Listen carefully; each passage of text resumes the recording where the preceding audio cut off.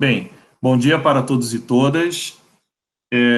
Estamos dando início à sessão 1, chamada Sessão História Econômica e Economia Internacional, da 9ª Jornada de Pesquisa do Instituto de Economia da UFRJ, ano 2020. Este ano, devido ao que a gente está vivendo da pandemia, do novo coronavírus, temos que fazer de maneira virtual. E espero que ano que vem façamos de maneira presencial. Muito bem. Eu sou o professor Wilson Vieira, do Instituto de Economia, e vou coordenar esta sessão. Esta sessão será apresentada pelos pós-graduandos Daniel Ribeira Vanfas, doutorando do PPGE. A apresentação será Clinipeste, elementos naturais como fatores explicativos da transição do feudalismo. A segunda apresentação será feita pelo Guilherme Celestino Souza Santos, doutorando do PEP. O PPGE, Programa de Pós-Graduação em Economia, e o PEP, Programa de Pós-Graduação em Economia Política Internacional. E a segunda apresentação do Guilherme, o tema vai ser o padrão ouro na dinâmica do poder no sistema internacional. E o terceira apresentação será feita pelo Luiz Tornag, mestrando do PEP. O título, The Golden, Glorieuse, aí em alemão vai ser difícil ler, né? Wissenschaftswunder, que eu não sei pronunciar isso, depois pronuncia, por favor, Luiz. Miraculo, What Made the European Economic Grow? Essas são as 3 apresentações. Muito bem, nós vamos dar início, então. Cada um de vocês terá 20 minutos para a fala, como eu falei antes da gravação. Faltando 5 minutos, eu dou um aviso, e faltando 1 minuto, outro aviso, tá ok? Então, vamos começar a apresentação com você, Daniel Ribeira. Você sabe compartilhar o arquivo aqui para a apresentação? Você vai ter alguma apresentação? Eu acho que eu consigo aqui. Deixa eu Tá ver bom. se eu... Bom dia a todos, meu nome é Daniel, vou começar aqui a apresentação. O título, Clima e Pandemia como fatores explicativos da transição do feudalismo. A ideia é incorporar 2 elementos naturais dentro do debate da transição. Os 2 orientadores que me acompanham nessa pesquisa são o Eduardo Pinto e o Daniel Barreiros, que são também os meus orientadores da tese, agora de doutorado. Inclusive, essa comunicação de hoje é um fragmento do capítulo 1 dessa pesquisa de tese. E o objetivo, aqui brevemente, vai ser incorporar esses elementos naturais para explicar a dinâmica da transição, especialmente dentro do debate marxista que foi feito por Dobbe, Suisse e Brenner, principalmente. Para a gente começar, então, com os elementos teóricos do debate da transição, convém a gente pegar o Dobbe como ponto de partida. Qual é a tese que esse autor traz para explicar por que o mundo saiu de uma economia feudal, o mundo, especificamente a Europa, saiu de uma economia feudal para uma economia capitalista a partir, principalmente, do século XIV. O que o Dobbe recorta como elemento explicativo principal é a questão da superexploração do campesinato.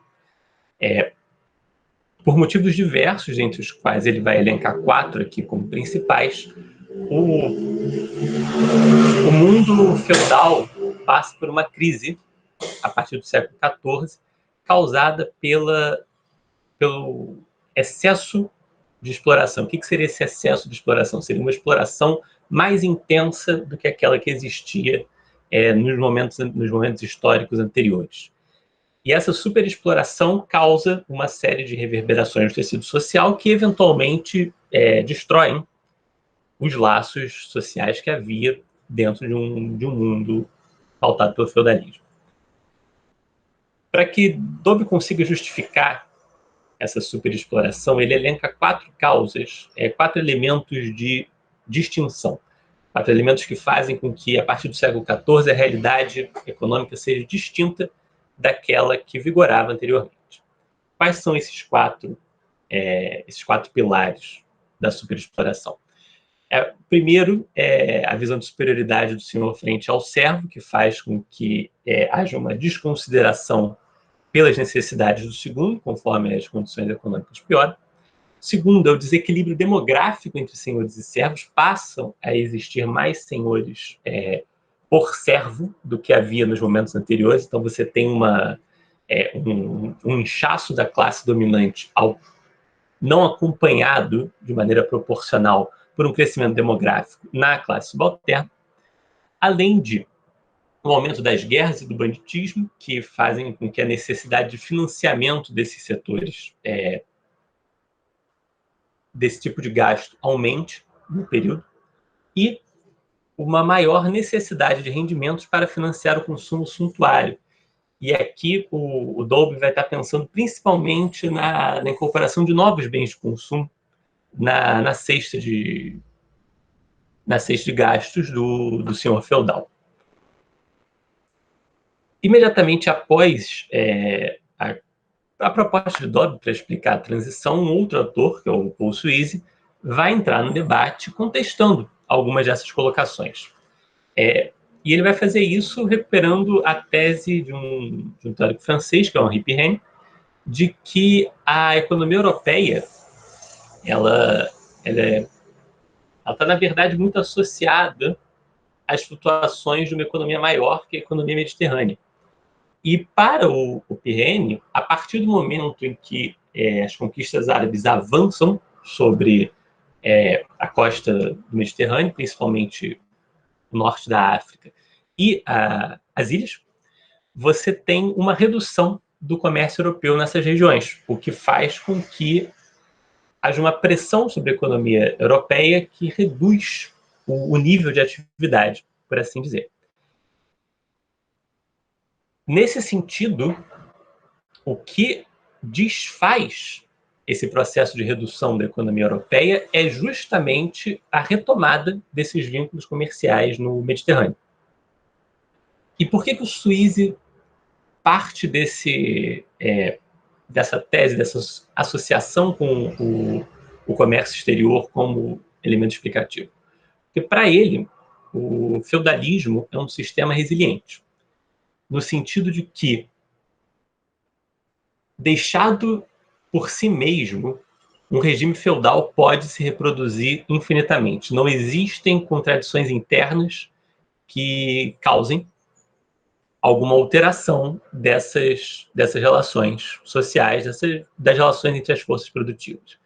Nesse sentido, é preciso que haja sempre um elemento causador externo. E aí, dada essa explicação de mais longa duração, o Suisse vai olhar e vai dizer: o comércio exterior é o elemento-chave para a gente entender essa transformação.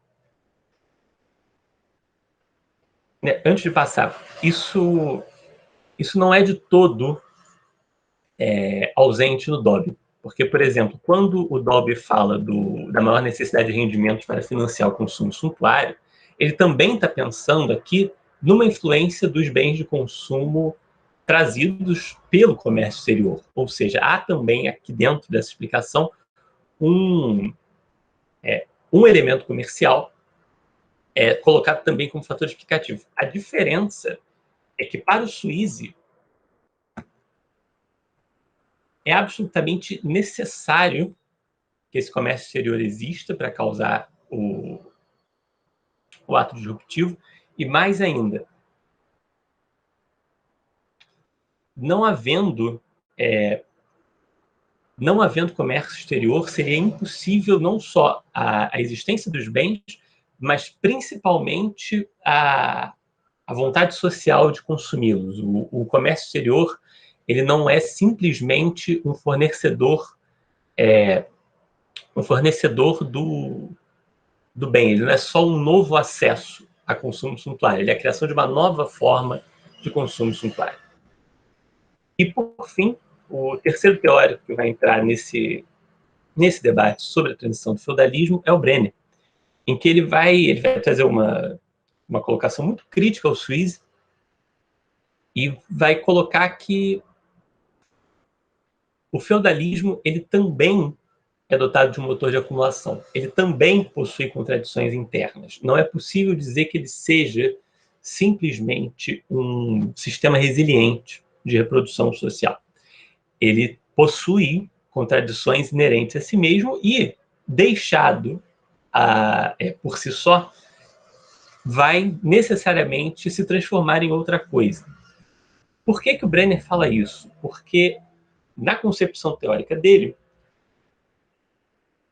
você precisa de um determinado nível, de um determinado patamar de extração de excedente pelas classes dominantes que garantam a sua reprodução social enquanto tal. Então, não é possível simplesmente adaptar-se socialmente, enquanto classe dominante, a um patamar menor de excedente. Não é possível simplesmente aceitar, coletivamente, no topo pelo menos, ser mais pobre. E ele coloca isso porque na proposta teórica que ele traz, a luta de classes dentro da sociedade feudal é um elemento determinante de como vai ser a consolidação das forças sociais. E também essa luta de classes vai ser o elemento determinante da transição. É porque as classes estão postas de determinada forma que a crise do século XIV acontece e desemboca na transformação para o capitalismo. Sinteticamente, para a gente amarrar essa ideia e partir para a contribuição que eu quero trazer. Isso aqui é um diagrama extremamente simplificado, mas só para a gente pensar o que os autores falam.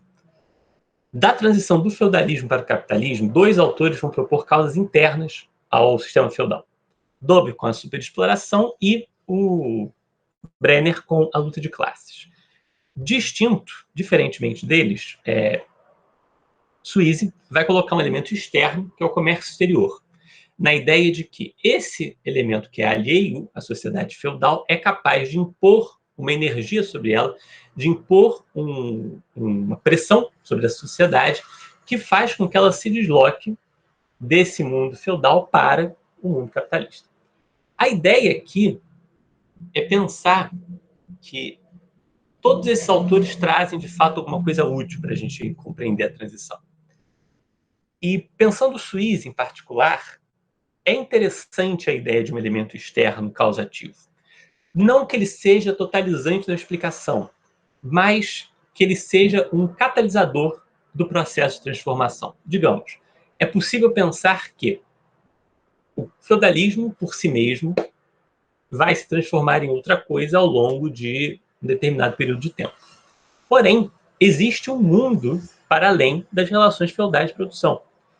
E na medida em que esse mundo atua sobre a realidade feudal, ele impõe determinados ritmos aos quais aquela sociedade tem que reagir. Então, pegando essa ideia de catalisador, a proposta que eu coloco aqui é a gente pensar outro catalisador que não o comércio exterior, em particular, a mudança climática. Por que eu digo isso? Porque, por mais que a gente possa pensar o comércio exterior como uma coisa alheia à sociedade, ele ainda está no âmbito das coisas que os agentes daquela sociedade compreendem e elaboram nas suas próprias relações sociais. A mudança climática, ela tem uma temporalidade muito distinta, no sentido de que, por mais que ela vá ser socialmente elaborada, as mudanças climáticas afetam as pessoas e as pessoas precisam reagir àquilo, e elas o fazem em conjunto enquanto sociedade, ninguém da sociedade feudal era capaz de compreender no curto, na duração curta e na perspectiva preditiva, ou seja, no horizonte futuro, que aquela mudança climática estava acontecendo. Ela é quase que um fator surpresa nesse processo todo. E como que ela atua?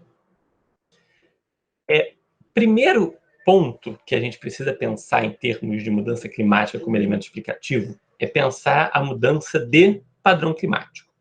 Até o século XII, até o século XII, com tranquilidade, você tinha um padrão climático que a literatura convencionou chamar de anomalia climática medieval. O nome antigo era ótimo climático medieval, também existe o período medieval quente. Isso depende muito do recorte geográfico que você faz. A anomalia climática medieval é basicamente uma profunda alteração do padrão climático em relação ao momento anterior, que se caracteriza por um aumento das temperaturas do hemisfério norte. Esse aumento de temperaturas do hemisfério norte, no caso particular da Europa, ele também é acompanhado de um padrão pluviométrico estável, ou seja, as chuvas se tornam abundantes e regulares. Essas duas combinações, temperaturas mais elevadas e chuvas regulares, são extremamente propícias à expansão da agricultura. E a gente vê isso muito claramente quando o processo se reverte.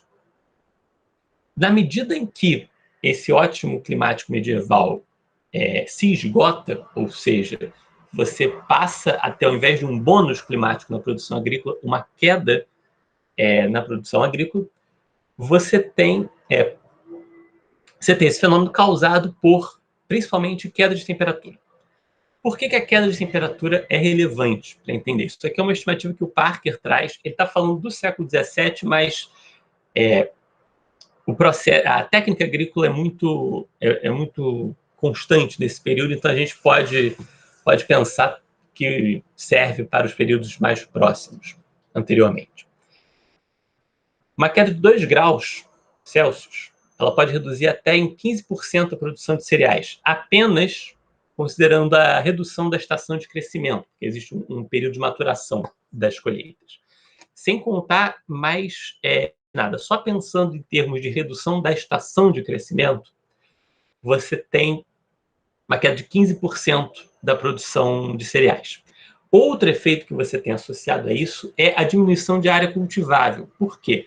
Temperatura não é um fenômeno uniforme. Você tem, conforme a altitude varia, as temperaturas variam também.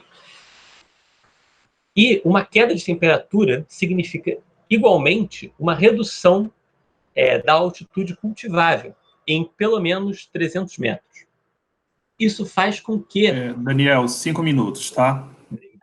Isso faz com que a produção agrícola despenque, seja qual for não, perdão, por diversas causas relacionadas à transformação climática. Num cenário em que a técnica de produção é constante, a produtividade de trabalho e a produtividade de capital sejam constantes, isso leva a uma redução do produto e do excedente dessa sociedade. Além disso, a peste negra que vai atacar a Europa no século XIV, ela é também subproduto da mudança climática. Por quê? Na medida em que você sai da anomalia climática medieval, você altera o padrão pluviométrico da Ásia Central. Isso significa que você começa a alternar mais frequentemente períodos de chuva excessiva e de seca excessiva. Isso causa um desequilíbrio populacional dos guerbilos, que são roedores nativos. São roedores que se alimentam das gramíneas da região e, conforme as chuvas se alteram, essa população de guerbilos aumenta, conforme aumenta a disponibilidade de gramíneas, e diminui conforme diminui a disponibilidade de gramíneas.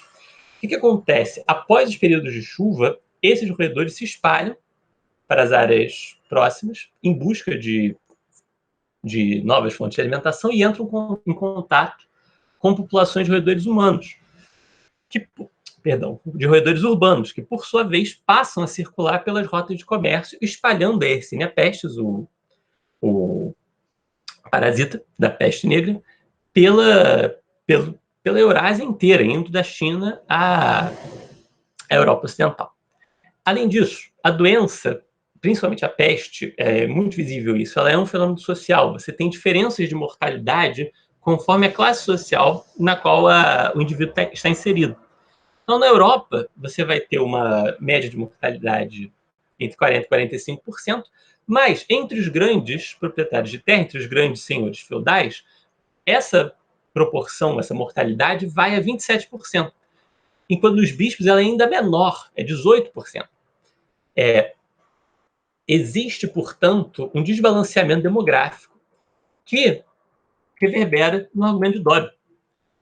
A peste negra é capaz de explicar um ponto que o Sweezy, por exemplo, criticava muito duramente. Dizia, olha, não há evidências de que houvesse desequilíbrio demográfico entre senhores e servos. Mas, pensando a peste negra, existe sim. No sentido de que os senhores morreram muito menos do que os servos morreram. Além de que a mudança climática, por significar uma redução do excedente, também ajuda a explicar a dificuldade de financiar o consumo suntuário das elites feudais. Quanto ao Sweezy, existe um ponto muito interessante. Até o século XIV, você tem uma correlação positiva entre clima e comércio. Conforme as temperaturas aumentam, o comércio mediterrâneo aumenta também. O principal problema que isso traz para o argumento do Sweezy é que essa correlação se inverte a partir do século XIV. Ou seja, não dá para pensar na crise do feudalismo como causada iminentemente pelo comércio exterior a partir do século XIV, principalmente porque, dada a mudança climática, o comércio vai sofrer uma redução drástica a partir do século XIV. A sociedade de crise medieval ela é muito mais uma sociedade, ela é muito menos comerciante do que uma sociedade do século XIII de auge da sociedade medieval. E, por fim, chegando ao Brenner, para encerrar o entrelace, como que a mudança climática afeta o argumento dele. As mudanças climáticas ocorreram em outros momentos da história e elas não levaram ao capitalismo. Ou seja, o argumento do Brenner de que é preciso uma determinada configuração social, uma determinada configuração da luta de classe ganha força. Por outro lado, e aí é um ponto que enfraquece a crítica de Brenner aos neomalthusianos, aos argumentos demográficos sobre a crise do feudalismo, é a ideia de que o Brenner critica muito o fato dos modelos demográficos tratarem a redução populacional como uma coisa muito peculiar. E eles dizem que não basta a peste negra, o Brenner diz que não basta a peste negra para explicar 100 anos de retração populacional.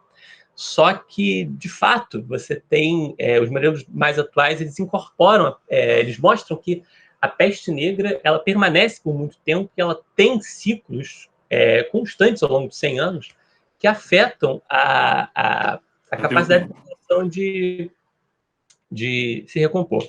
Bem, era isso. Fecha a apresentação. Ok, muito obrigado, Daniel. Eu agradeço. Agora nós vamos para a apresentação do Guilherme Celestino Souza Santos, doutorando do PEP, título Padrão Ouro na dinâmica do poder no sistema internacional. Vamos lá, padrão ouro na dinâmica do poder no sistema internacional. Eu sou, como falou, doutorando no PEP, né? Isso aqui é um trabalho que, de alguma maneira, vai entrar na minha tese, mas ainda não estou vendo como é que vai, em que capítulo e de que forma vai entrar, ainda estou articulando isso. Mas justamente para falar sobre a questão do padrão ouro, como que ele se estabeleceu e como que funciona o sistema monetário no sistema internacional, né? Então, minha ideia aqui é falar um pouquinho rápido com você desses temas, assim, pincelar um pouco essas questões, como é que elas estão sendo articuladas aqui na minha cabeça, para ver se a gente está pensando. Então, primeiro, pensar essa relação como o sistema internacional interestatal, esse que se formou aí depois do feudalismo, né, que o colega me colocou agora, como é que ele, de alguma maneira, ele se articula, né, pela disputa entre os estados, mas formando um sistema financeiro, uma praça internacional de bancos e mercados de títulos que, de alguma maneira, fazem funcionar a economia mundial e que tem por base uma moeda de referência internacional, né, monetário. Então, isso surge, né, com o padrão ouro no final do século XIX, padrão ouro-libra, né, tendo a moeda de referência a libra esterlina, da Inglaterra. E hoje em dia, temos o dólar, né, depois da Segunda Guerra Mundial, se estabelece o dólar. Então, de alguma maneira, houve dois grandes padrões internacionais, uma monetária nacional, primeiro foi o padrão ouro e hoje temos o padrão dólar, né? Então é interessante, de repente, pensar esse padrão ouro, até para, se vocês quiserem entender como é que isso foi se desenvolvendo, ou se teve rupturas, transformações nesse modelo.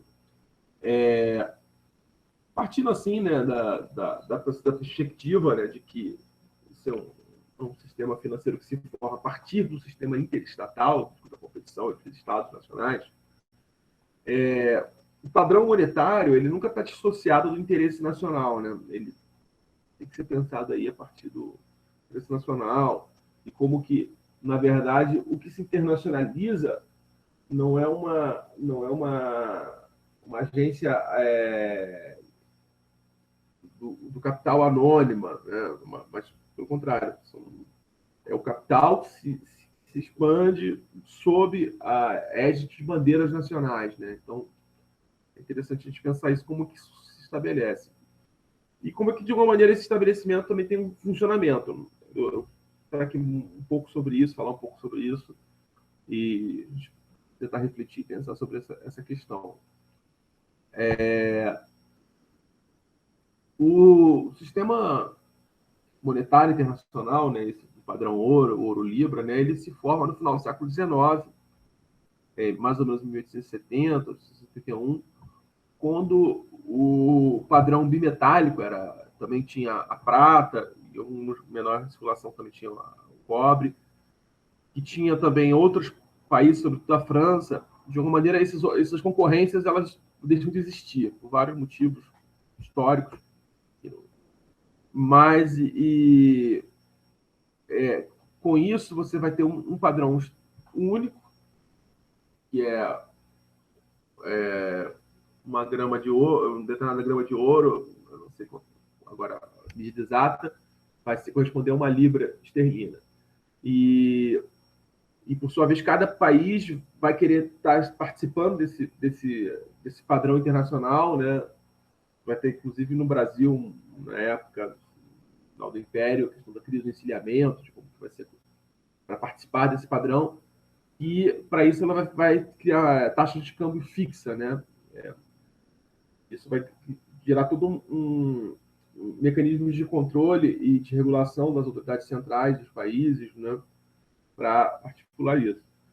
E a ideia, né, de pensar esse sistema monetário como tendo origem nas disputas interestatais é pensar que a guerra, né, o que, última análise, organiza, orienta, né, a disputa entre os Estados nacionais é a questão do poder. E a questão do poder entre os Estados nacionais ela se resolve, né, ela tem como sua última ratio, né, explicação final, última análise, a guerra, né? A participação da guerra, seja a participação efetiva e a vitória numa disputa militar, ou seja, pela possibilidade de entrar ou não no combate, né? Então, as grandes potências elas estão sempre disputando a possibilidade de entrar ou não em combate nos mais variados cenários, teatros de guerra. E isso, de alguma maneira, essa necessidade de se afirmar pela questão militar tem como consequência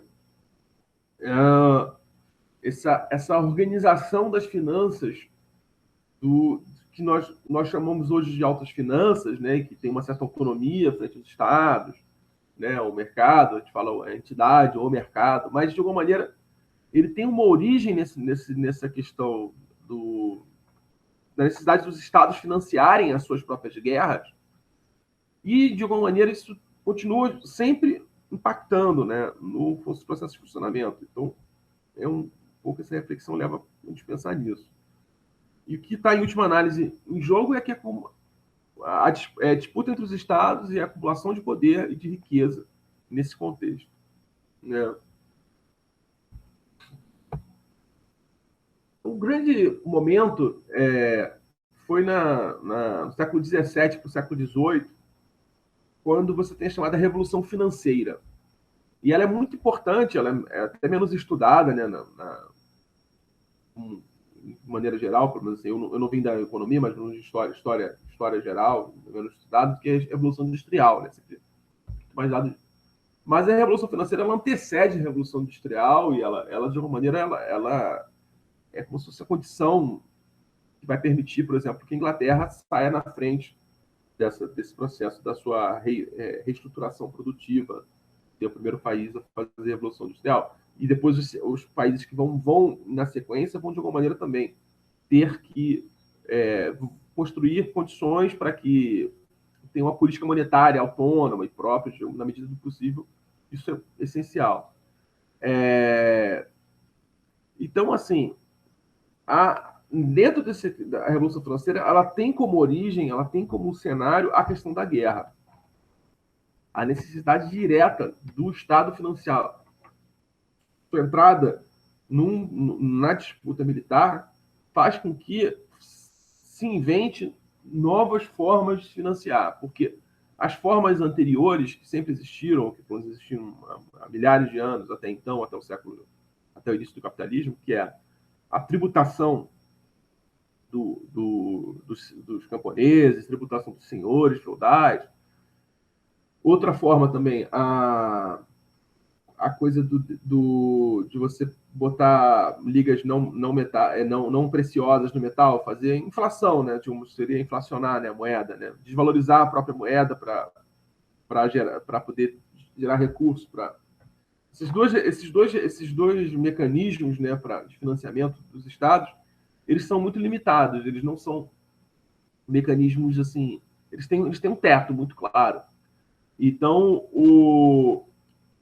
a Holanda, ela acaba inventando, sendo o lugar onde nasce um novo processo que é a ideia da dívida pública do Estado, a dívida soberana. E essa dívida soberana, ele vai ser um endividamento de longo prazo, com taxas pequenas, taxas de juros pequenas, e que o emprestador, né, o credor, ele pode revender seus títulos no mercado secundário. Então, de alguma maneira, anda junto com o mercado de ações, né? O mercado de ações e títulos já estava nascendo na época. Então, as finanças holandesas vão ser essenciais, por exemplo, para a Holanda conseguir vencer suas guerras de independência frente à Espanha. E de alguma maneira, a Inglaterra vai emular esse processo na sua própria forma, criando um banco central. E essa vai ser a novidade, essa vai ser lá na Inglaterra. E ele vai conseguir atrelar a sua dívida soberana, a sua geração de moeda e a criação de mercado secundário de títulos da dívida. Então, esse movimento na Revolução Financeira Inglesa será essencial para que ela, no século seguinte, assuma a hegemonia do sistema internacional. Então, é uma coisa muito interessante pensar isso. Então, uma citação que eu tirei do trabalho do professor Hernani Torres Filho, que é interessantíssimo, que é aqui em inglês, mas eu vou fazer uma tradução assim meio chinfrinha aqui, a indubitável, né, a capacidade de crédito dos holandeses foi crítica para o seu triunfo sobre os espanhóis, porque na sua guerra de independência, porque eles podiam sempre usar o crédito para comprar mais exércitos mercenários, contratar mais exércitos mercenários, e ano após ano. Enquanto estavam lutando contra a Espanha, que não tinha nenhum crédito. Eles só tinham o acesso ao ouro do Novo Mundo, né? Só tinha. Interessante, né? A Holanda tinha acesso a um crédito praticamente limitado dentro desse mecanismo de finanças. Enquanto que a Espanha só tinha todo o ouro do Novo Mundo, né? Das Américas, ouro e prata das Américas, só isso. Quer dizer, como que a questão de escala, né? É uma outra escala, é uma outra escala que estamos falando, né? Essa citaçãozinha, só uma citação rápida aqui, acho que essa aqui é mais importante. Desculpa. Aqui. Só essa aqui. Endividamento decorrente das guerras do Hernani Torres Filho era feito em grandes montantes, as taxas elevadas e prazos curtos. O serviço dessa dívida, por sua vez, trazia consequências negativas para o exercício de poder dos reis nos períodos posteriores ao conflito. Os níveis de taxação necessários para atender os pagamentos correntes do governo, como principal, e juros eram muitas vezes incompatíveis com o volume de receitas provenientes dos tributos. escritores eram estrangeiros, o problema se agravava quando havia uma desvalorização cambial. Eu vou entrar no mérito de como os detalhes, de como isso foi evoluindo.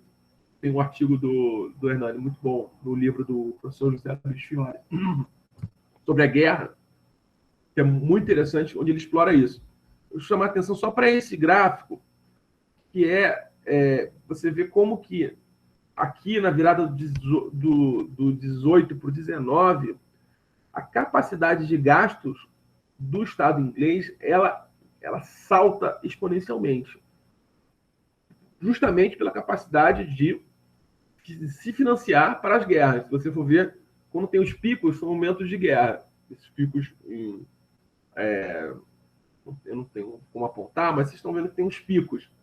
Cada pico desse é um momento de guerra. Então, quer dizer, no século XVIII, quando surge um primeiro aumento nesses gastos, lá em 1750, acho que é a Guerra de 7 Anos, teria que dar uma olhada qual é essa guerra, mas essa primeira já é a invenção do primeiro do banco, desse mecanismo começa a rodar, começa a funcionar.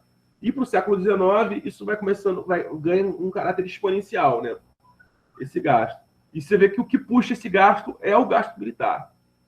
Então, o gasto militar, a necessidade de fazer frente ao enfrentamento de guerra, cria um mecanismo financeiro, revoluciona o mecanismo financeiro de autofinanciamento do Estado, e isso, de alguma maneira, reinventa as finanças, reinventa o sistema financeiro nacional, né, nesse caso. Isso vai criar base para expansão do poder inglês, né, do poder naval. Aí a gente teria que entrar em uma análise sobre isso, mas uma expansão desse poder inglês que vai ser importante justamente para o estabelecimento da sua moeda como padrão de referência internacional. Então, o padrão ouro, na verdade, é o padrão ouro-libra, né? E aí vem algumas questões para a nossa reflexão, para a gente pensar aqui, não são coisas que eu venho pensando e vale a pena, de repente, também no debate a gente trazer outras opiniões, outras visões sobre a questão. Como é que esse padrão ouro-libra se consolidou diferente, e como é que, de uma maneira, ele vai ser diferente, ele foi diferente do padrão que se consolida depois do século XX e até hoje, no século XXI, que é o padrão dólar, né? Tem uma autora chamada Susan Strange, que ela é muito grata para nós da EPI, da Economia Política Internacional, que ela tem um conceito de poder estrutural. É um conceito muito interessante, justamente para falar, ela vai falar justamente do poder americano, que é o seguinte, que a ideia de que os Estados Unidos, ele em relação com o dólar, ele não tem só apenas uma hegemonia sobre as outras moedas, sobre a regulação financeira. Então, ele consegue ter um poder estrutural, que é o seguinte, ele é capaz não só de... 5 minutos. 5 minutos. Tá, eu vou dar mais no meio, já está por fim. Os Estados Unidos não tem só uma capacidade de estabelecer uma liderança em contexto dentro do sistema internacional. Ele tem a capacidade de mudar as regras, reescrever as regras. A pergunta é, será que a Inglaterra teve isso quando ela era líder? A resposta simples é não, sobretudo a partir da pesquisa que o professor Hernani Torres Filho faz, que eu estou, de uma maneira, na cola. Então, pensando em alguns elementos desse poder estrutural que os americanos adquirem, que a gente não vai entrar aqui no detalhe, a gente pode ver que, em contraste com ele, os ingleses eles conseguem, de alguma maneira, um poder monetário relativo, ele consegue ter, conquistar uma autonomia na política monetária, graças a essa capacidade de projetar a sua moeda para todo internacionalmente, mas isso não é exatamente o poder estrutural, isso não é o poder estrutural, isso é um poder relativo. Isso aí. Então, a hegemonia britânica ela é, digamos assim, um grau de qualitativamente inferior ao que vai vir com o poder americano, né? Não entrando no mérito, o padrão dólar flexível ele é de outra categoria, ele é de outra ordem, não só do ponto de vista econômico, mas do ponto de vista da natureza do exercício do poder, que é o que interessa mais para mim aqui. Enquanto que, por exemplo, ele permitiria para os Estados Unidos uma unipolaridade, quer dizer, a capacidade unilateral de tomar decisão em relação à política monetária, política e outras políticas econômicas, a Inglaterra está vinculada a um balanço de poder westphaliano, que é o seguinte, que o líder ele é forte e ele tem hegemonia, mas a hegemonia dele é relativa. Ele nunca é mais forte que os 2 ou 3, tipo, segundo e terceiro lugar juntos. Então ele tem um poder de liderança, mas não de domínio imperial sobre os outros concorrentes, né? Ainda que ele exerça domínio imperial sobre as colônias, sobre protetorados, sobre outros espaços, outros territórios, espaços geográficos. Mas no contexto da disputa entre as potências, ele é uma potência maior, mas ele não é uma potência absolutamente dominante. Não vou entrar no mérito dessa questão da restrição de sobrevivência, é um conceito interessante, mas a gente entra em outro momento. Então, tentando assim ser bem sintético, o sistema financeiro internacional ele nasce junto com o sistema monetário internacional. Ele vai não por adesão, como uma ideia econômica liberal, né, mas por uma inclusão do sistema anterior. Ele tem a ver com a formação de uma praça bancária no sistema de crédito, e o Inglaterra tem uma função de gerência sem poder coercitivo. Tem o poder de unilateralmente sancionar ou privilegiar quem ele quiser, de maneira unilateral, sem negociação.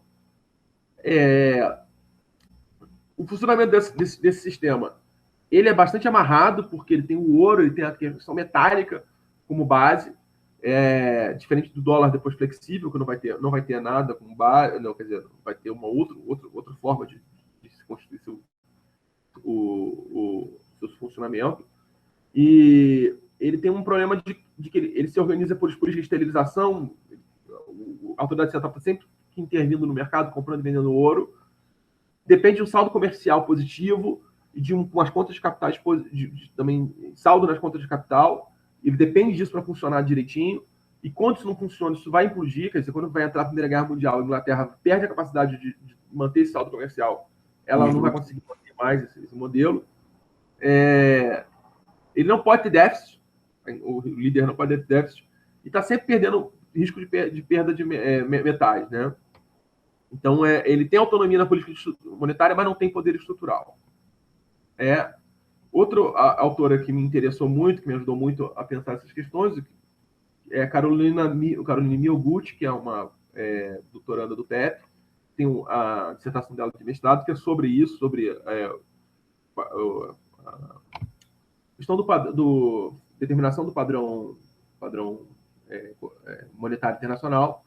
Ela fala sobre o padrão ouro e depois sobre o padrão dólar. É uma dissertação muito interessante, está disponível na internet, para quem quiser ler. Só vou ler a primeira aqui, só para a gente fechar a primeira citação. A hierarquia monetária internacional se estrutura em torno da moeda da potência central, que assume a função de meio de pagamento internacional. O país emissor da moeda internacional desfruta de um privilégio de senhoriagem e não sofre restrições no seu balanço de pagamentos, que possibilita alavancar sua capacidade de financiamento, que em última instância contribui para a manutenção de sua posição de poder, a partir do desenvolvimento do seu poderio militar e o controle sobre tecnologia e progresso técnico. Nessa ordem hierárquica, os ajustes de balanço de pagamentos se impõem sobre os demais países, reproduzindo e perpetuando a assimetria do sistema. Então, acho que com isso eu consegui dar um balanço geral do que está pensando. As duas grandes referências, como eu falei, foi o professor Hernandes Torres Filho, no livro sobre a guerra do Fiore, e essa pesquisa da professora Carolina, que é um exemplar muito boa para a gente pensar isso. Então, tá ok, muito obrigado, Guilherme. Vamos passar agora, sem mais delongas, para a terceira apresentação do Luiz Tornag. Vai falar de Gaulle, de Glorieuse, uma expressão em alemão, miraculo, what made the European economic grow. Bem. Bons dias para todos. Antes de mais nada, começar pela...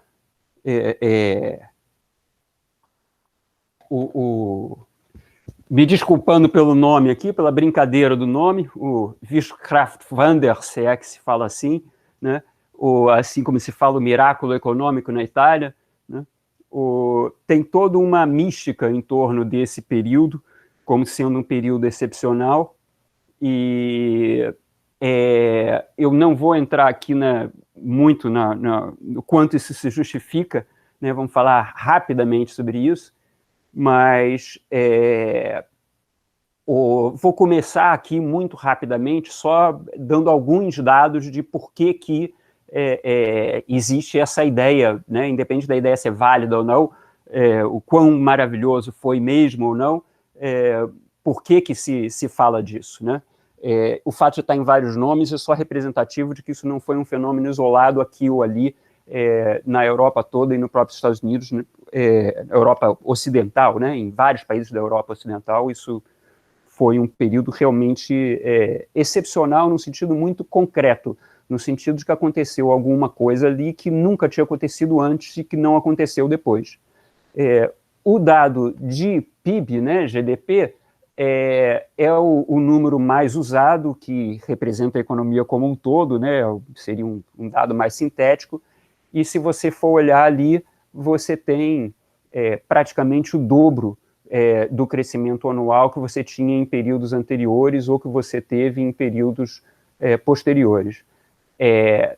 Parte desse crescimento tem a ver com crescimento populacional também, mas mesmo se você bota o PIB per capita, ainda assim você está falando de uma taxa que é praticamente o dobro, mais do dobro do que se tinha antes e quase o dobro do que veio depois. Né? Aqui essa tabela só vai até 79, mas mesmo depois disso a gente não teve, por um período tão longo, um crescimento tão grande. Outros dos dados que são muito falados são o crescimento do investimento fixo, em capital fixo, o crescimento da exportação, a queda do desemprego é uma das coisas importantíssimas porque elas refletem esse lado da vida real das pessoas, né? Então a gente está falando de um período de crescimento que não foi só o crescimento da economia como um todo, isso também teve um impacto na vida das pessoas diárias. Aliás, isso é uma coisa importante ter em mente, que cada um desses números aqui, eles são traduções de mudanças que estão acontecendo no mundo real, né? Um outro dado importante disso aí a gente está falando de 25, 30 anos, que não só cresceu, como teve uma estabilidade muito grande, né? Então, você não teve nenhuma queda importante, nenhuma crise importante nesse período comparado com crises que existiram antes ou depois, né? A explicação mais comum para isso tudo seria um círculo virtuoso, né? Então, você tem um aumento da demanda que gera confiança nos empresários para investir, né? Esses empresários investindo estão botando mais máquinas nas suas fábricas, mais tratores nas suas fazendas, o que aumenta a produtividade, aumenta a capacidade de um trabalhador que fazia 100 carros por mês, agora consegue fazer 200 carros por mês, obviamente estou inventando um número qualquer aqui, né? Isso permite um lucro maior, né? Na medida em que você tem uma queda no custo de produção, né? E aí, se você tem uma queda no custo de produção sem uma queda correspondente nos preços, parte dessa folga pode ir para os trabalhadores. Então, isso é um período em que a parcela da renda total desse PIB, né, cresceu a parcela que está indo para os trabalhadores em relação a períodos anteriores. Quer dizer, foi um período de crescimento com distribuição de renda, o que não é uma coisa comum. Muitas vezes, num período de crescimento, você tem o contrário, a gente viu isso depois com Reagan e tal, você tem um crescimento, mas com um achatamento da pirâmide. Aqui a gente tem um crescimento com um alargamento da pirâmide, que não é uma coisa comum. Mais trabalhadores com salários melhores, né? Você está falando de abrir mais fábricas, está falando de contratar mais gente, desemprego baixo, salários melhores, você aumenta a demanda. Você aumenta a demanda, você tem mais confiança no investimento. Isso aqui é um exemplo, obviamente, muito esquemático. Se você inclui governo aqui, inclui outras variáveis aqui, você acaba virando uma rede em vez de uma roda. Parte dessa história também é o aumento da parcela do governo no PIB, que também gera estabilidade, que também está gerando confiança, enfim. Mas isso tudo, como eu falei, é reflexo de uma mudança no que está acontecendo no mundo real. São só números que estão a gente começou a falar, né, quando eu estou botando esse gráficozinho aqui, eu estou justamente falando de... E aí, o que está acontecendo? Luiz, eu vou interromper só um pouquinho a sua fala, interrompo o tempo, porque só estamos vendo o primeiro slide, não estamos vendo o restante. Certo. Então, espera lá.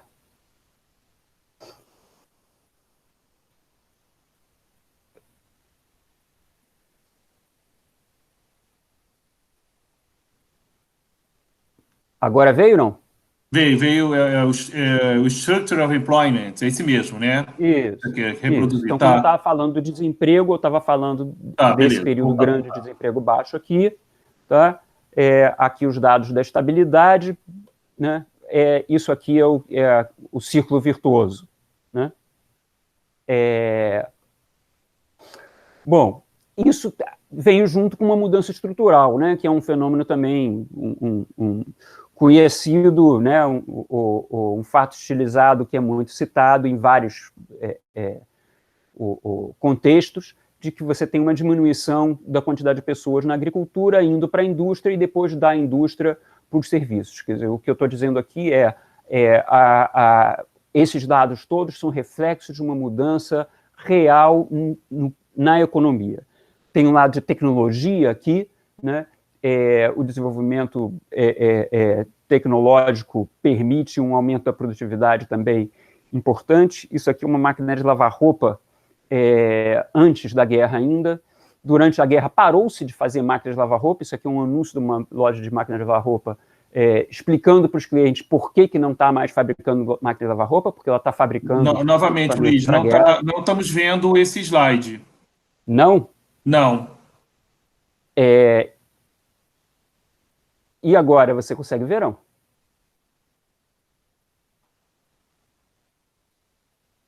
Eu vou fazer o seguinte, me desculpe, eu vou parar a apresentação aqui um segundo e vou abrir no PDF isso aqui, para ver se a gente, porque fica um pouco sem sentido isso, sem poder... Se não der certo, eu sigo sem, que também não é nenhum mistério, mas... Então, aqui estávamos nos chips aqui que passamos rapidamente, a máquina de lavar roupa, o anúncio da... Passei rápido demais, né? Essa é a máquina de lavar roupa antes da guerra. Isso aqui é o anúncio dizendo que eles estavam fazendo tanque, senão a máquina de lavar roupa. E aí, quando você chega já na década de 50, você tem uma cozinha com uma máquina de lavar louça, que é uma coisa que só chegou no Brasil muitos anos depois, mas chegou lá naquela época. É óbvio que isso aqui é um anúncio, né? O mundo não é um comercial de margarina.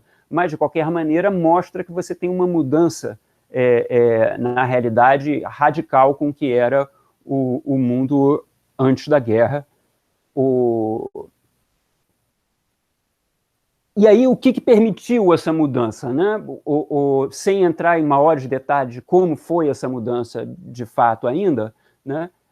O que permitiu essa mudança? Um dos elementos centrais aqui é o salto, o distanciamento no poder econômico dos Estados Unidos. Quer dizer, isso aqui é o PIB dos Estados Unidos. Você vê que, a partir da Segunda Guerra, ele se descola e você tem um poder absolutamente assimétrico dos Estados Unidos em relação a outros países, né? Desculpa. Vamos lá. E do outro lado, você tem o bicho-papão, que é a União Soviética. Então, a gente está falando de um período de crescimento, como a Europa toda cresceu nessa época, os Estados Unidos cresceu, e se você for vendo durante a década de 50, isso já era verdade durante a década de 40, eu não tenho dado aqui, mas, né, isso já era um fenômeno que existia. Você está falando da União Soviética crescendo muito mais do que os Estados Unidos, do que a União Soviética, do que esses países todos, né? A Alemanha é a única que chega perto do crescimento da União Soviética.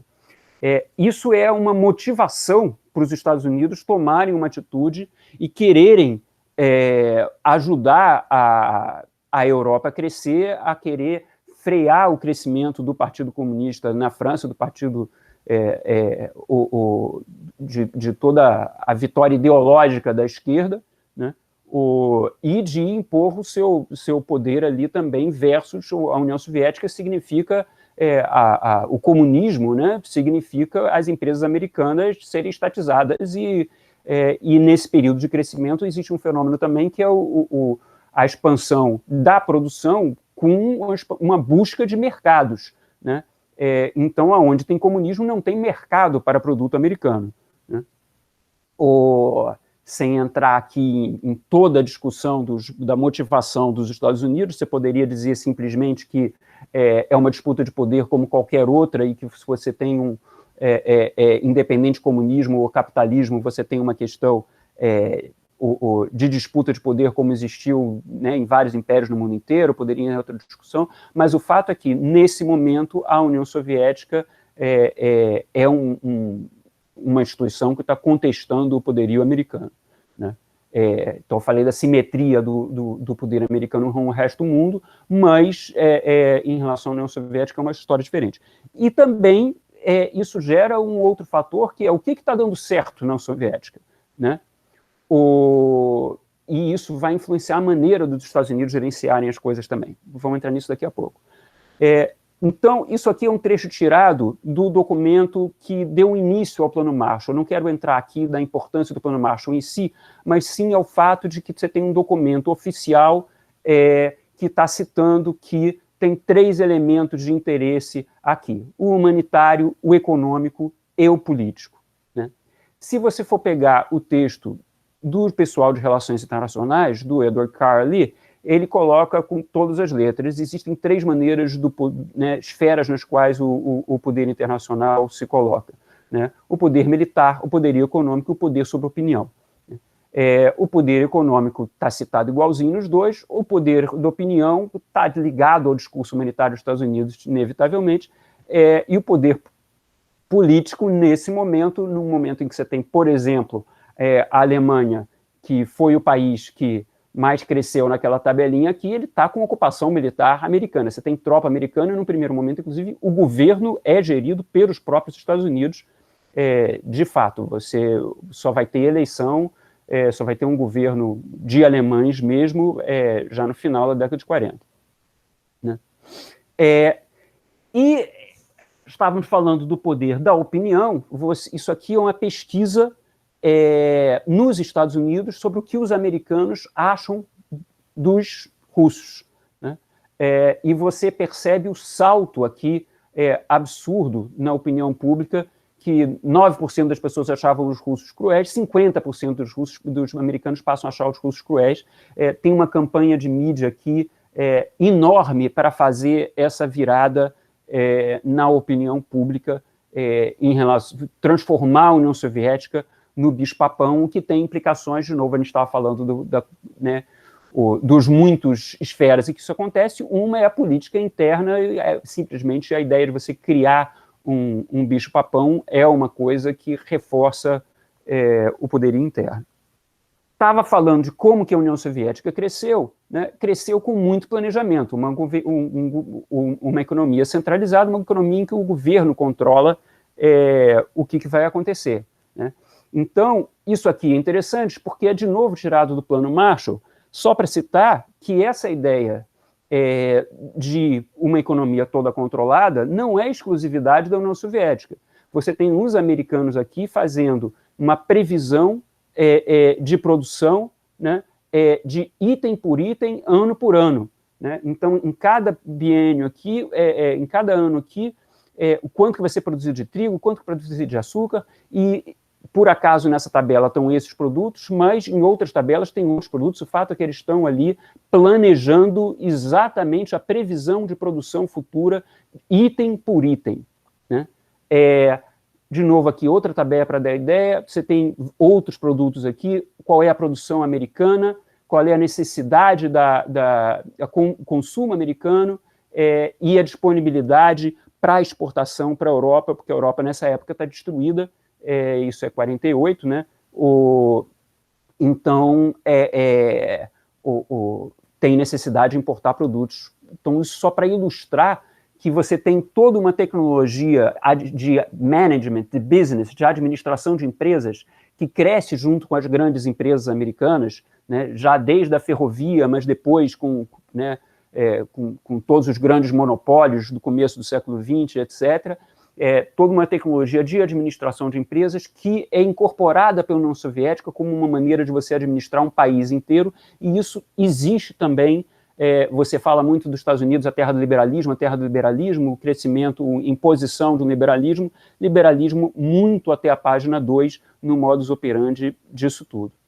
E como que você faz isso virar verdade, né? Como que você traz isso para a Europa? Né? Isso aqui é já de 57, mas só como um exemplo, você está criando uma série de instituições. 5 minutos, Luiz. 5 minutos. Tá? Você está criando uma série de instituições na Europa para poder isso funcionar. Instituições internacionais, instituições nacionais, e muito a ideia de que você tem um processo de descentralização também. Para poder levantar esses dados daqui, eles vão pedir para a Europa criar instituições locais para poder trazer esses dados e para poder dizer para eles como que eles vão chegar nisso. A outra questão central ali tem a ver com o discurso do Guilherme todo. Eu comecei aqui em 1680, o quanto que o ouro é estável aqui. Né? O ouro deixa de ser estável, justamente aqui não é o ouro que deixou de ser estável, é a prata que perdeu a paridade com o ouro, e o ouro passou a ser mais ainda o padrão. Tudo isso para dizer que durante todo esse período, o ouro, até a Segunda Guerra, né, o ouro ainda tinha uma participação importante nas reservas internacionais. Quando vai chegando depois da guerra, você tem um crescimento do dólar, né? Você está chegando em 62 aqui, 20% das reservas internacionais são em dólar. Isso para quê? Eu estou dizendo aqui que aconteceu uma coisa que tem tudo a ver com aquela explosão que o Guilherme falou antes, mas de uma maneira muito mais importante, porque hoje a gente está acostumado que um dólar vale um dólar, mas isso só foi verdade a partir de 71. Mas durante esse período todo, você teve os Estados Unidos disponibilizando, quer dizer, como é que você cresce? A pergunta é, como é que você cresce? Você cresce através de planejamento, e você tem que ter recursos para abrir essas fábricas todas, você tem que ter disponibilidade de recursos. Você não pode ter um garrote, né, de uma economia restritiva. Né? E você está tendo essa disponibilidade de recursos através de um sistema financeiro internacional. Né? Com isso, você tem uma queda, né, do ouro.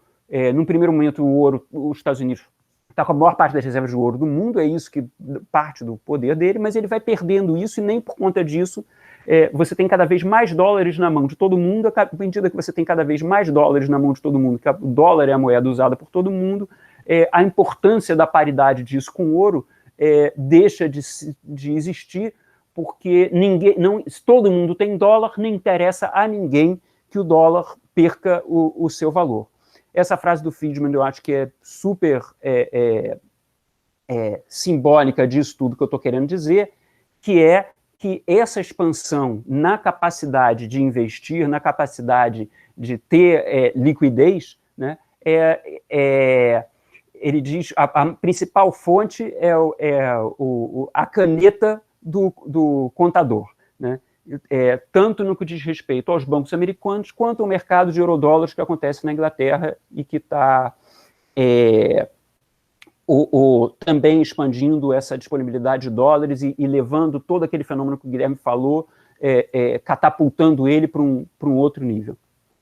E aí, para fechar aqui, eu apontei como 2 elementos centrais aqui o planejamento e a disponibilidade de recursos, né,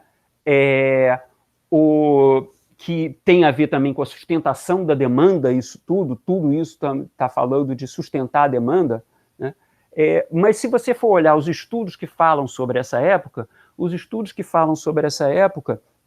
cada um deles vai focar numa questão específica. Então tem gente que fala muito da importância... Tá. Tem gente que fala muito da importância do crescimento do capital fixo e crescimento da produtividade. Tem gente que fala muito das políticas keynesianas, de um certo consenso ideológico em função de manter o emprego, né? Fruto da devastação das guerras e da crise de 29 também. Tem gente que diz que o segredo de tudo foi a política industrial dos estados, muito mais do que propriamente só uma expansão macroeconômica, né? Tem gente que fala muito da importância do crescimento do comércio relacionado a uma liberação, uma economia mais liberal. Eu considero o comércio internacional como muito mais um elemento de sustentação da demanda nesse prazo. Tem uma outra discussão que é a longa duração, o quanto que isso foi só um catch-up, uma retomada da tendência anterior, o quanto que isso um desenvolvimento da técnica que já vinha acontecendo de qualquer maneira como um fator exógeno. Tem gente que fala muito da sociologia e da política, uma mudança na estrutura de poder interno. 1 minuto, né? Estamos fechados. Já deu, já estourou. Fecha, por favor, Luiz. Tá. E o que eu estou querendo colocar aqui é que cada um desses elementos aqui, você não pode olhar para cada um deles sozinho. Todos eles estão trabalhando juntos, e a importância de você, na hora de olhar para cada um desses autores, ver a relação de um elemento com o outro, e é essa relação e essa maneira com que todas essas questões conversam que me levou a essa síntese da importância do lado da demanda, da expansão financeira e do planejamento como elementos que estavam acontecendo em qualquer uma dessas óticas que você vai olhar, você vê isso. É isso. Ok, muito obrigado, Luiz. Bem, eu vou tecer alguns comentários bem rápidos sobre cada um dos textos e vou abrir, para o debate, tá bom? E quem quiser colocar, quem quiser fazer alguma pergunta, colocação, se inscreva no chat, por favor. Bem, vamos lá. Daniel, eu vou centrar fogo um pouco, fazendo as analogias que estamos vivendo hoje. Porque em algumas reportagens que eu li em alguns portais aí na internet, ficou muito dizendo, olha só, a partir da peste negra, houve uma mudança radical na Europa que permitiu até a saída do feudalismo, parará, que houve tudo isso. Então, você colocou uma questões que estão aí na ordem do dia. Mudança climática, a questão do novo coronavírus. Bem, e de como isso pode ter gerado essa transição. De qualquer maneira, eu achei interessante você ter colocado isso na época, que aconteceu na época, que não é uma relação tão automática, é uma conjunção de fatores, não é só a peste negra, não é só a mudança climática, é todo um processo que vai se trabalhando junto. É isso que eu achei interessante, vamos dizer assim, paralelismo pelo que está acontecendo, mas é muito difícil fazer algo automático, né? Essa observação que eu coloco e que eu achei interessante no que você colocou. E muito bom ter colocado de novo esse debate da transição do Suisse, Dobbs, do Brenner. Foi muito bom. Depois tivemos do Guilherme. O que eu achei interessante foi essa construção do sistema monetário, dessa questão que você colocou, de como é que os padrões monetários diferentes mostram também diferentes conformações de poder. De como é que a penetração do padrão dólar é muito diferente do padrão Libra, vamos dizer assim, do padrão ouro-Libra e do padrão ouro-dólar, que, na verdade, deixa de ser ouro-dólar em 71, né? E vira completamente fiduciário. E mesmo assim, e o poder continua forte. Hoje é que está se questionando bastante, mas não é de hoje, né? Mas de poucos anos para cá, dessa hegemonia do dólar. E que os Estados Unidos têm se preocupado bastante com isso, essa questão. Vídeo o movimento da China, o próprio movimento do euro, que já assustou mais, mas hoje nem tanto, mas muito mais é pelo movimento da China nesse processo. E, Luiz, eu achei muito interessante que você colocou sobre essa questão desse período de crescimento, muito do que você colocou sobre a questão do forte planejamento nos Estados Unidos. O liberalismo, né, ele foi derrotado, né, com Grande Depressão, Segunda Guerra Mundial e tudo. E a questão do planejamento ficou muito mais forte no debate na Europa, mas nos Estados Unidos está aí presente, apesar do discurso não ser muito colocado. Mas está muito presente. Quem é que debatia na época, né? Eu sei que isso foge um pouco do escopo do seu trabalho. Vamos lá, tem Gunnar Myrdal, próprio Mannheim, ele deixou uma obra póstuma no final dos anos 40, mas foi publicado depois dos anos 50, defendendo a planificação democrática. Na verdade, era um manual da social-democracia, dentro desse processo, que estava em alta disso daí. Todo esse processo daí que está sendo colocado. E isso daí foi interessante, porque também é uma das explicações do salto do poder econômico dos Estados Unidos. Bem, essas são observações, aí eu vou ver se tem alguém que gostaria de colocar. Fica à vontade, pessoal. Quem quiser agora fazer alguma observação.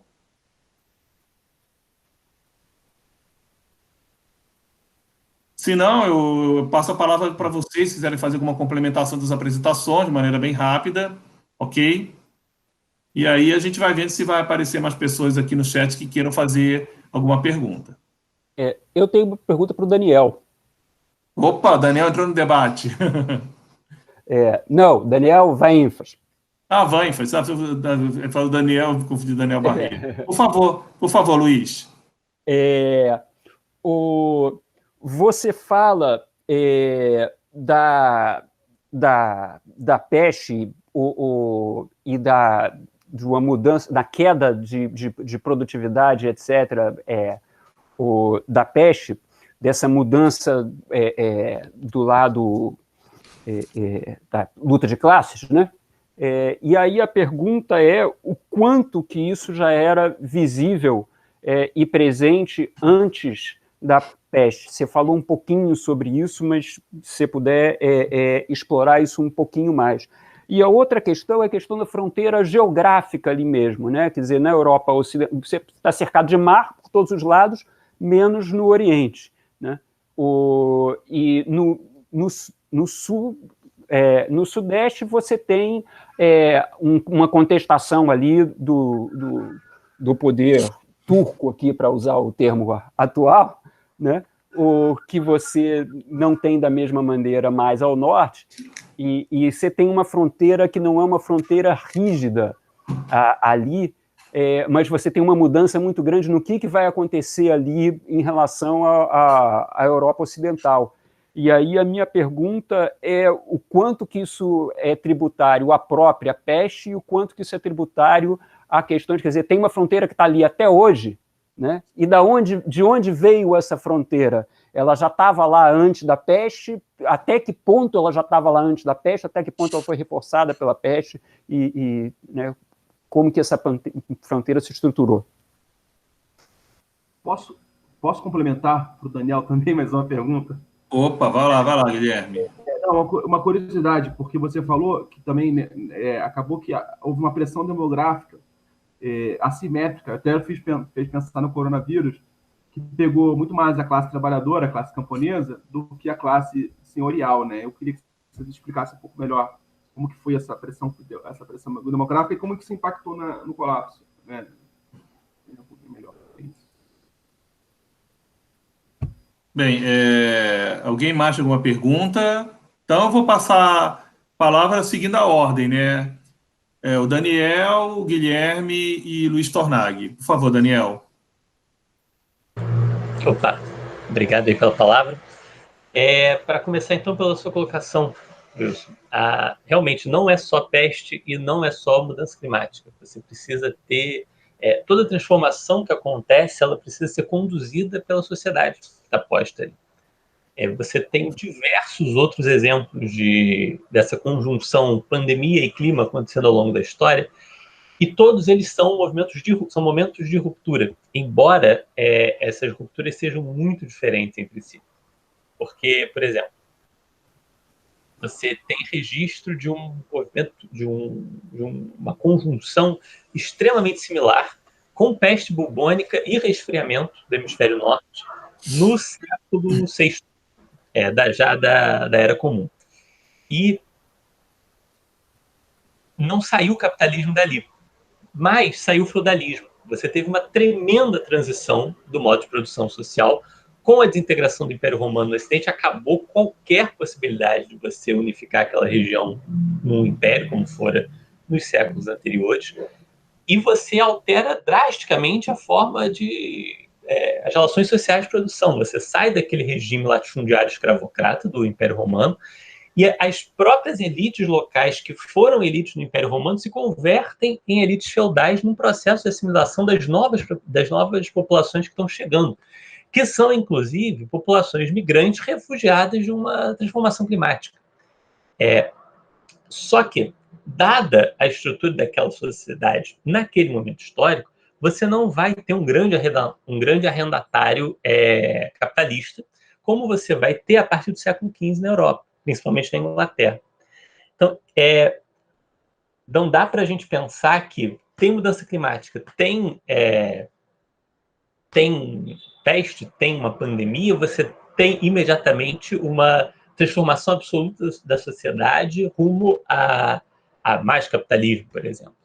O que dá para a gente ver é que, e realmente isso parece no registro histórico, é que mudança climática e pandemia são dois fenômenos umbilicalmente conectados e que geram alguma transformação das relações sociais de produção, em função da forma como aquela sociedade está organizada.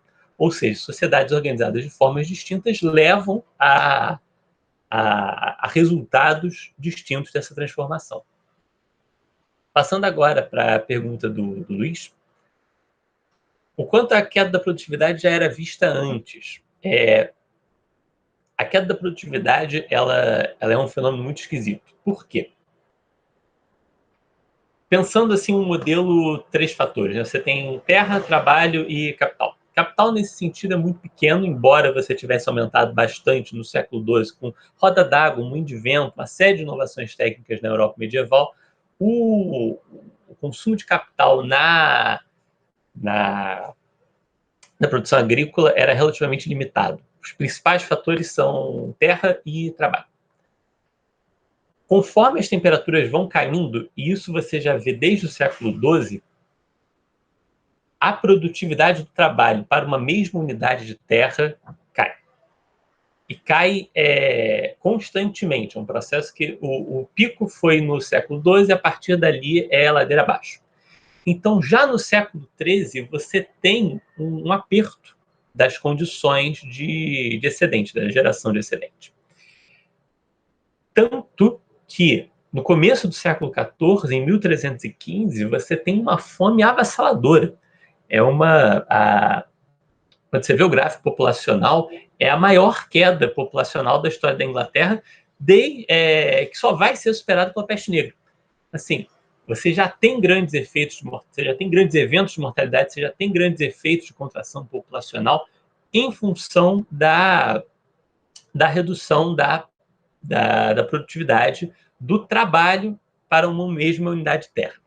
O que acontece é, uma vez que a peste negra bate e você tem uma mortalidade da ordem de quase 50% da população, como mostrei ali, 40, 45%, você altera completamente a disponibilidade de terras nos países europeus.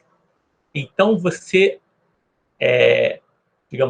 compensa no primeiro momento, você compensa o déficit que aconteceu antes por um deslocamento em direção a terras mais produtivas. Porque no século XIII, dada a expansão demográfica, você tem picos demográficos na Europa inteira, a produção agrícola está pressionando as terras marginais, as terras que têm uma menor produtividade frente aos núcleos de exploração desse sistema. Quando as pessoas morrem, você compensa a perda da produtividade do trabalho aumentando a produtividade da terra. Então, o momento imediatamente posterior à peste negra, ele é um momento de bônus de produtividade. Você aumenta o excedente coletivo. O que vai acontecer? O processo de resfriamento ele não é interrompido. Então, você não consegue ver, no médio prazo, como que fica essa equação. Se a maior disponibilidade de terras de maior qualidade, no longo prazo, vai ou não aumentar a produtividade em comparação com a queda da produtividade da terra por consequência da diminuição das temperaturas. Ou seja, a partir do final do século XIV, já no século XV, essa equação ela fica indeterminada. Então, assim, logo antes da peste, você tem claramente uma perda de produtividade. Logo depois da peste, você tem claramente um aumento de produtividade. Logo em seguida, você já tem uma indeterminação. Por quê? O processo de deterioração climática continua, mas o processo de deterioração populacional estanca. Quanto à fronteira da Europa, eu não sei te dizer como que vai ser no Oriente, porque a gente tem muito menos dados sobre isso. A maior parte dos dados que a gente tem é sobre a Europa Ocidental e, em particular, sobre a Inglaterra. Então, o que eu posso dizer baseado na experiência inglesa? A relação de fronteira pós-peste negra, ela sofre um abalo muito grande, porque, por mais que você desenhe no mapa a fronteira, o que garante ou o que faz aquilo ser real é a ocupação populacional naquela área. A partir do momento em que você perde metade da população, e você perde essa população de forma não homogênea, a relação que as pessoas têm com o território muda muito drasticamente. Você deixa de ter um processo de expansão territorial e você passa a ter um processo de retração territorial. A cobertura florestal na Europa aumenta. Isso é sinal de que as pessoas pararam de cultivar aquela terra. Então, ao invés de você ter as pessoas sendo forçadas à fronteira, você tem pessoas cada vez mais isoladas umas das outras. Então, você entra num processo quase de autonomização das comunidades. Na Inglaterra, por exemplo, você para de pensar em termos de ir para a fronteira para cultivar. Na colonização da Europa Oriental, você para de pensar de pegar servos e ir para a fronteira, e você passa a pensar em termos de é preciso impedir que as pessoas abandonem a fronteira. Na Europa Ocidental, isso vai se manifestar como um processo de reenraizamento das populações servis. Ao invés de você ter todo o sistema de estímulos à ocupação das novas terras que você teve no século XII, com a cessão de terras, com a cessão de vilas campesinas, você passa a ter forças militares dedicadas a manter os servos naquela terra, porque a tendência, naquele momento histórico, era você justamente abandonar a fronteira e ir para as regiões mais próximas. O que tem muito a ver com a pressão demográfica diferenciada que o Guilherme perguntou. Como que acontece uma pressão demográfica diferenciada nesse contexto? Por mais que você não tivesse medicina, como nós entendemos hoje naquela época, você tinha medicina, mas não era nem tão eficiente quanto a que a gente tem hoje, nem pautado pelos mesmos moldes teóricos que a gente tem hoje. Por mais que você não tivesse medicina como nós entendemos naquela época, você tinha, como em qualquer outra sociedade, medidas de reação a um determinado patógeno, qual fosse. E isso qualquer sociedade tem. Nenhuma sociedade encara uma pandemia sem fazer nada. Toda sociedade faz alguma coisa. E pandemia é um fenômeno muito característico de urbanidade, porque ele tem a ver com concentração populacional. Como é que as sociedades reagem às pandemias? Essencialmente, elas abandonam as cidades. Então, existe um processo de isolamento social em qualquer evento pandêmico. A forma como esse isolamento social se dá é que varia conforme o contexto histórico. Nessa época, isolamento social era pegar as coisas e sair das cidades, porque as cidades viravam cemitérios, completamente. A conversão de cidade em cemitério já era normal para os padrões dessa época. Você não tinha crescimento vegetativo positivo em cidade. Cidade se mantinha por imigração. Num contexto de crise, as pessoas morrem assim aos borbotões na cidade. A mortalidade em Londres é estimada em mais de 60%. É uma coisa completamente fora da curva. E as pessoas reagem a isso saindo da cidade. Só que existe um problema. Algumas pessoas têm como sair da cidade, outras pessoas não têm como sair da cidade. Analogamente à nossa situação atual. Você tem uma parcela da sociedade que não pode fazer isolamento social porque, se parar de trabalhar, passa necessidade. Então, a pessoa coloca no cálculo dela, olha, é melhor eu sair para a rua, trabalhar, fazer o meu dinheiro e correr o risco de pegar o coronavírus do que ficar em casa e ter certeza que daqui a uma semana eu não vou ter dinheiro para comprar o arroz. Esse cálculo também estava posto no londrino do século XIV. O londrino do século XIV pensava, eu queria muito ir para a minha propriedade no campo, visitar o não sei das quantas shire que tem lá. Mas eu não tenho como, porque se eu fizer isso, eu morro de fome. Por outro lado, o rico não tem esse dilema. O nobre, o bispo, o senhor feudal inglês, ele olha para a situação e fala, olha, Londres esse ano não dá para visitar, vou ficar na minha casa de campo. Não existe sobre ele o dilema da escolha. E como a peste em particular está muito associado ao contágio pelo rato, que é um animal principalmente urbano, ele existe no ambiente rural, mas não na proporção e não nas condições sanitárias que causam a transmissão do patógeno da peste para o ser humano, quanto na cidade, na medida em que você consegue sair da cidade, você consegue escapar da peste em alguma medida. Não é 100%, claro, você pensa, 18% de mortalidade já é um absurdo. Mesmo em comparação a outras pandemias históricas. 18% de mortalidade entre os bichos é uma coisa monumental. Mas não é nem perto a mesma coisa que foram 45% da população em geral e 50% dos camponeses. Quando você compara as hierarquias eclesiásticas, bispos e abades, por exemplo, os bispos têm uma taxa de mortalidade de 18% e entre os abades essa taxa de mortalidade é de 44%, que é rigorosamente idêntica à média. Por que isso acontece? O abade ele tem uma capacidade de deslocamento muito menor do que o bispo. O bispo de Canterbury pode falar assim, olha, esse ano eu não vou consagrar a missa da sua cidade por conta do risco da peste. Você tem um exemplo muito claro, ilustrativo dessa época, que é o Papa. O Papa passou a peste isolado num círculo de fogo. Ele sentou lá com a mesa dele, a escrivaninha, assinava os papéis, despachava, mas ao redor dele tinham várias velas purificando o ar. Ok, o patógeno da peste não é necessariamente, ele pode ser transmitido pelo ar, mas são casos muito raros.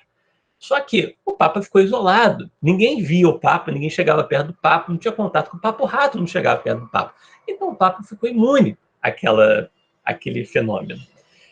Isso foi verdade para todos os reis, praticamente. O Campbell, que é a referência que eu uso para falar dessa conexão clima e peste, ele diz muito claramente, olha, a exceção de um membro da família real inglesa que chegou em Bordeaux, por acaso, na mesma semana que a peste chegou na cidade, ou seja, se ele tivesse chegado em outra semana, que isso provavelmente não teria acontecido, a exceção desse membro da família real que morreu de peste, nenhum prefeito, doge, duque, rei ou chefe de Estado europeu morreu de peste. Rico, nesse esquema, não morreu de peste. Os líderes sociais não morreram de peste. Por quê? Porque dispunham de meios socioeconômicos de prevenir essa reação. Daí é que a gente olha e fala, o mito de que a peste é democrática não é real. A peste não é democrática. A peste mata pobre. E isso é real hoje, é real no século XIV e é real no Império Romano. Quem tem melhores condições socioeconômicas, quem dispõe de mais recurso material, resiste melhor. Por mais que o recurso seja limitado. É isso. Passar agora a palavra para o Guilherme. Obrigado, Daniel. Muito boas as colocações. Guilherme, fica à vontade de fazer algumas colocações. Obrigado pela aula. Assim, foi muito, muito elucidativo, muito interessante as analogias, como o professor Wilson até falou, né? Eu me lembrei agora, só para fazer mais uma analogia, no livro Capitães de Areia, de Jorge Amado, tem uma peste que atinge a Bahia, Salvador, se eu não me engano, é varíola. Eu acho que é varíola. E o Omulu, que é o deus, né, um orixá das pestes, ele é lançado com uma promessa democrática, que vai atingir ricos e pobres. Só que, na verdade, na hora que a peste se espalha, os ricos meio que ficam imunes, só os pobres que morrem.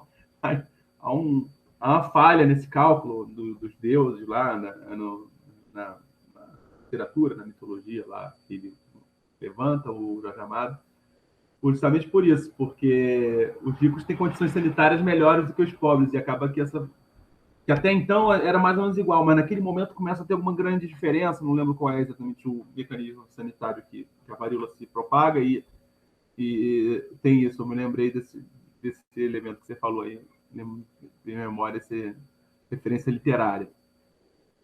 Bem, essas são assimetrias de poder, né? Eu acho que também a questão do padrão ouro é em outra escala, de outra forma, de outra questão. Estamos falando também de assimetrias de poder, de disputas pela posicionamento de poder, como o professor estava falando.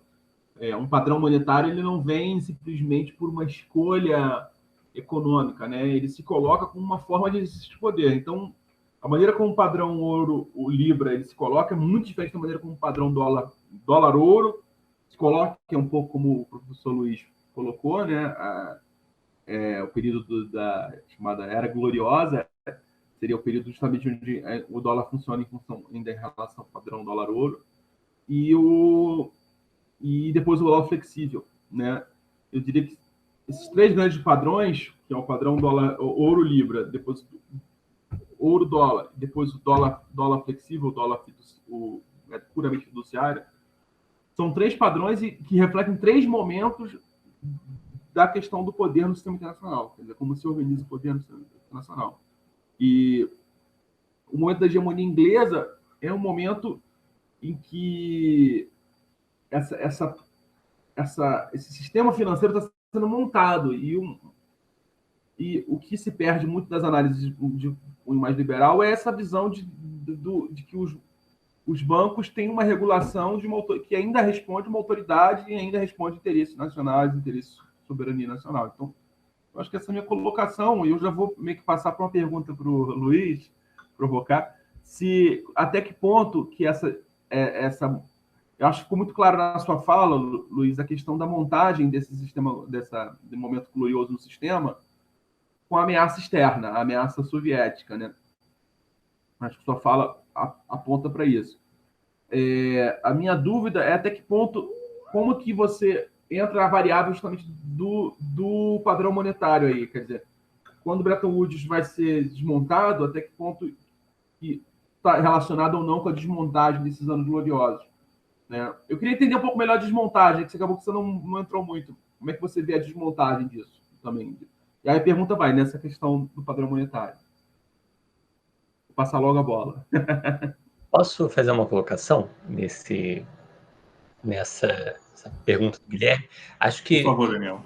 Vou colocar uma outra pergunta em cima disso, sobre a desmontagem do milagre, né? Como é que mudam as relações de classe dentro desses países? Como é que as classes dominantes que estavam associadas a esse modelo de crescimento, elas passam a defender um modelo de estagnação econômica, digamos assim? Como é que se dá esse ganho? Porque a gente tem muito o desespero de economista, quando a gente olha, que pensa assim, poxa, mas o PIB crescer é melhor para todo mundo. Por que não cresce? Então, por que depois para de crescer? E eu acho que acho que você pode desenvolver isso bem, especialmente que você já deu ali um bizu com a história da União Soviética.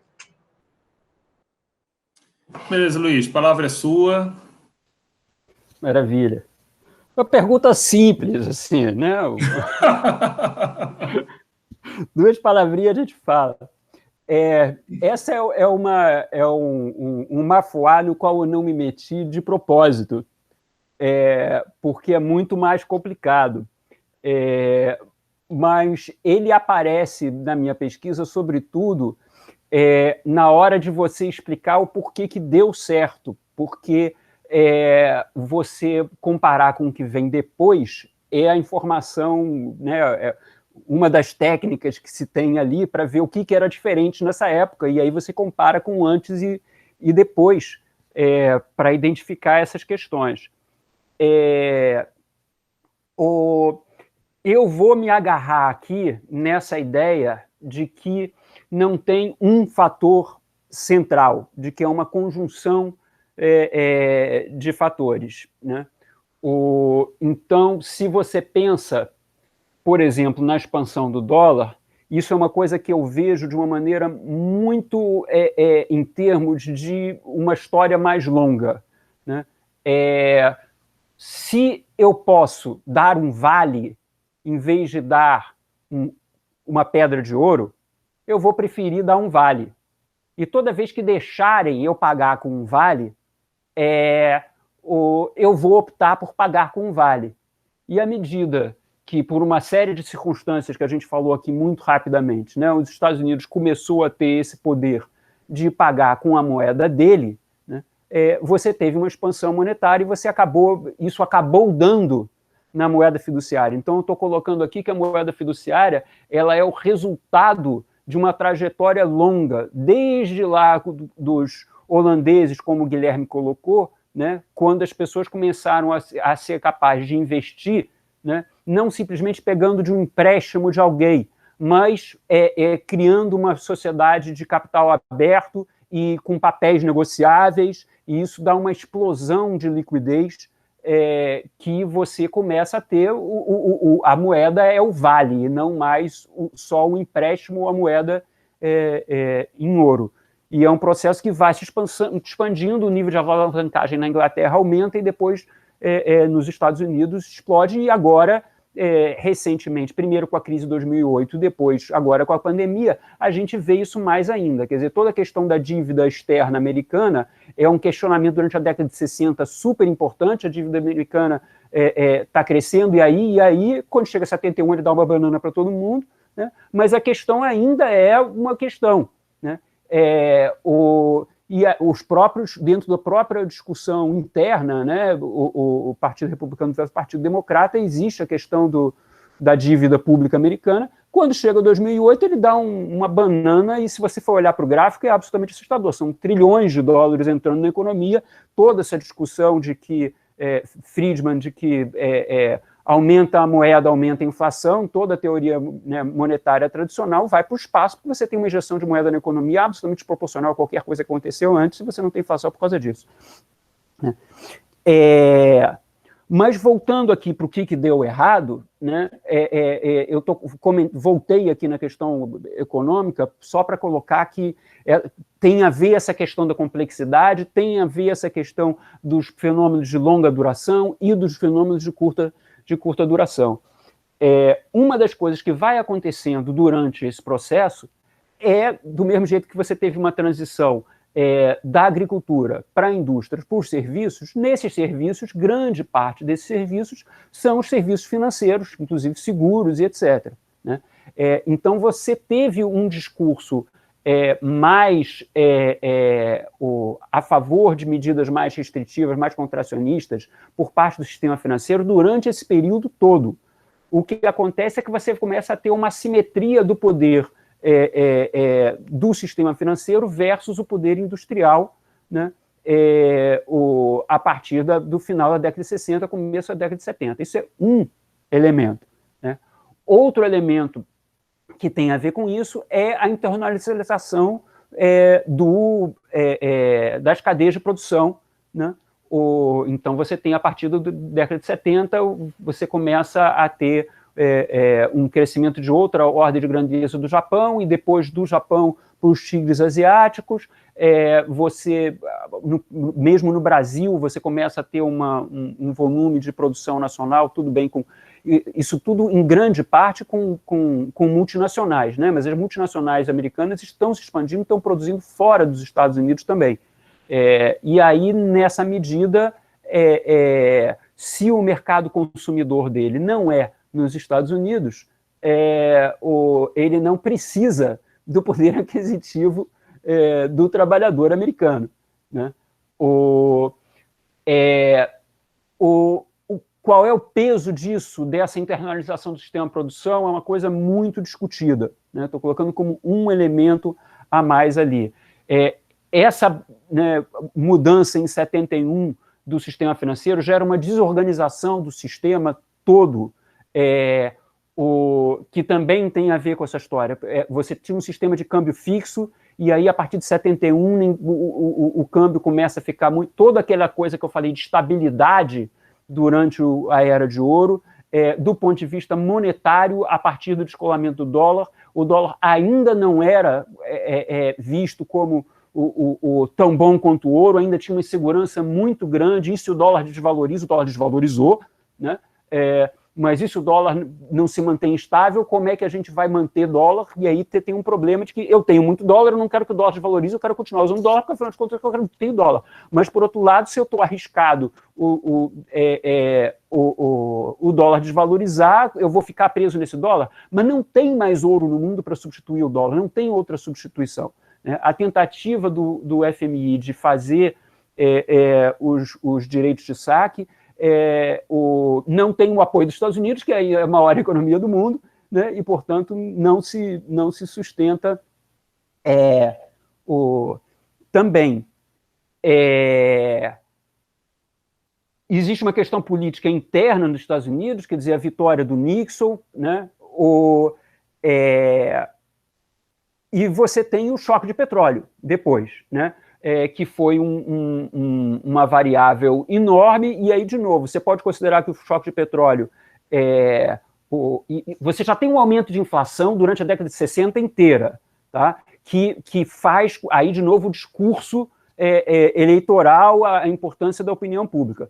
Com o aumento da inflação, o foco da opinião pública sai da preservação do emprego, até porque você tem um índice de desemprego baixo, então as pessoas estão menos preocupadas com o desemprego, e você começa a ter uma inflação acelerando, você tem uma preocupação, né, política de segurar a inflação. Então isso também gera uma coisa a favor de medidas contracionistas. E, de novo, o choque do petróleo tem um impacto enorme na inflação, acentuando esse fenômeno, e você pode ver o choque de petróleo como uma coisa pontual, né? Foi porque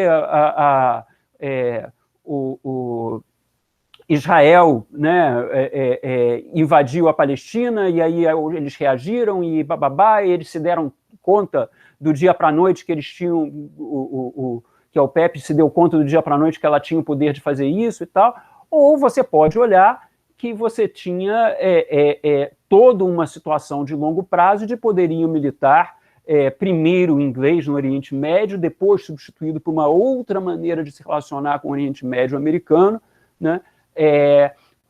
E que gerou conflito dentro do Oriente Médio, né? E uma série de questionamentos dentro do Oriente Médio ao poderio americano, né?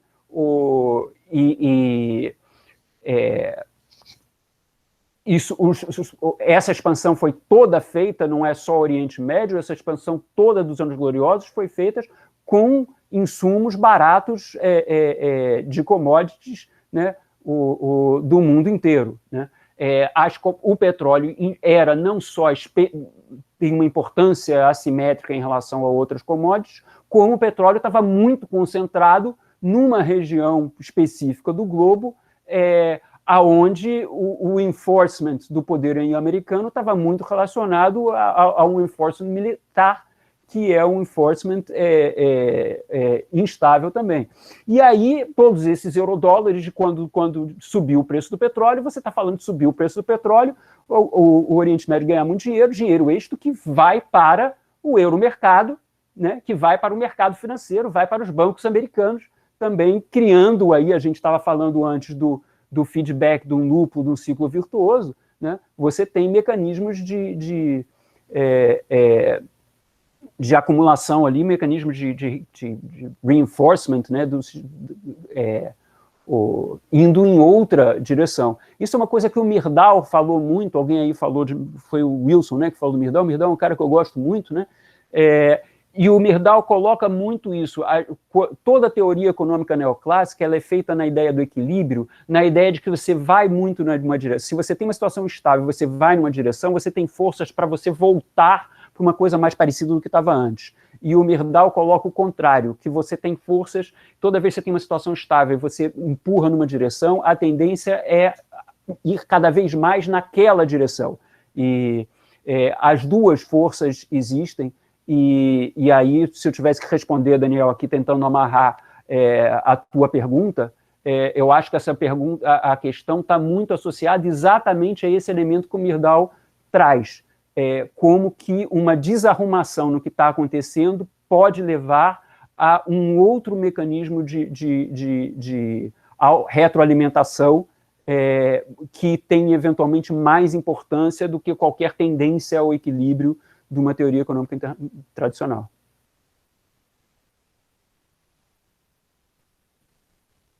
Bem, pessoal, eu não teve mais nenhuma pergunta aqui, então eu agradeço a presença de todos e todas, agradeço as excelentes apresentações, tá?